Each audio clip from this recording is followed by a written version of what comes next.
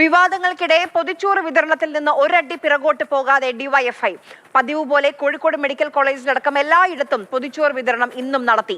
Medical കോളേജിന്റെ അധിപൻ താൻ എന്ന നിലയിൽ സാമന്ത രാജാവിനെ പോലെ ആരോഗ്യമന്ത്രി പ്രവർത്തിക്കുന്നുവെന്ന് മുഹമ്മദ് റിയാസ്.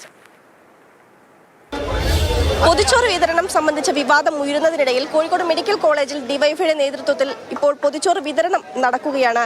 ഇതിനെതിരെ ഒരു പ്രതിഷേധ പൊതിച്ചോറ് വിതരണം എന്നുള്ള നിലയിലാണ് ജില്ലാ കമ്മിറ്റി ഇന്നിപ്പോൾ ഇവിടെ പൊതിച്ചോറ് വിതരണം ചെയ്യുന്നത്. ബേപ്പൂർ MLA മുഹമ്മദ് റിയാസും ഇതിനോടൊപ്പം തന്നെ ചേരുന്നുണ്ട്. അതോടൊപ്പം തന്നെ ജില്ലാ കമ്മിറ്റിയിലെ വിവിധ അംഗങ്ങളും ഉണ്ട്. കായണ്ണ മേഖലാ കമ്മിറ്റിയുടെ നേതൃത്വത്തിലാണ് ഇന്നിവിടെ ഇത്തരത്തിൽ പൊതിച്ചോറ് വിതരണം നടക്കുന്നത്. ഇപ്പോൾ കോഴിക്കോട് മെഡിക്കൽ കോളേജിനെ സംബന്ധിച്ചാണെങ്കിൽ മലബാറിലെ തന്നെ ഏറ്റവും പ്രധാനപ്പെട്ട ഒരു മെഡിക്കൽ കോളേജാണ്. ഒരുപാട് രോഗികളും കൂട്ടിയിരിപ്പുകാരും ഒക്കെ ഇവിടേക്ക് എത്തുന്നുണ്ട്. അപ്പോൾ അവർക്ക് പലർക്കും ഈ ഡിവൈഎഫ്ഐയുടെ അല്ലെങ്കിൽ പല സംഘടനകളുടെയും ഇത്തരത്തിലുള്ള പൊതിച്ചോറ് വിതരണം അത് വലിയ ആശ്വാസമാണ്. വളരെയധികം ആളുകളാണ് ഇത്തരത്തിലുള്ള പൊതിച്ചോറ് വിതരണത്തെ ആശ്രയിക്കുന്നത്. ഇതൊക്കെ ചർച്ച ചെയ്ത് പറയേണ്ട കാര്യങ്ങളാണ്. അല്ലാതെ ഒരു സാമന്ത രാജാവിനെ പോലെ മന്ത്രി കണ്ട് പ്രഖ്യാപിക്കുകയല്ല.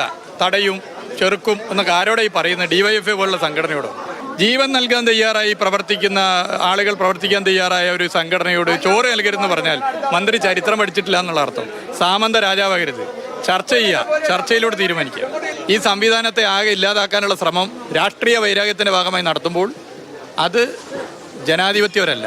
രാഷ്ട്രീയ വിവാദം മാറ്റി നിർത്തിയാൽ ഒരുപാട് ആളുകളാണ് കോഴിക്കോട് മെഡിക്കൽ കോളേജിൽ നിന്ന് മാത്രമല്ല സംസ്ഥാനത്തിൽ തന്നെ വിവിധ മെഡിക്കൽ കോളേജ്, ജില്ലാ, താലൂക്ക് ആശുപത്രികൾ ഇവിടെയൊക്കെ ഡിവൈഎഫ്ഐയുടെ നേതൃത്വത്തിൽ ഇത്തരത്തിൽ പൊതിച്ചോറ് വിതരണം നടത്തുന്നുണ്ട്. ഒരുപാട് ആളുകൾ അതിന്റെ ഭാഗമാവുകയും ഇതിനെ ആശ്രയിക്കുകയും ഒക്കെ ചെയ്യുന്നുണ്ട്. അപ്പോൾ രാഷ്ട്രീയ വിവാദം മാറ്റി നിർത്തിയാൽ ഒരുപാട് ആളുകൾക്കാണ് ഇതൊരു ആശ്വാസമായി തീരുന്നത്.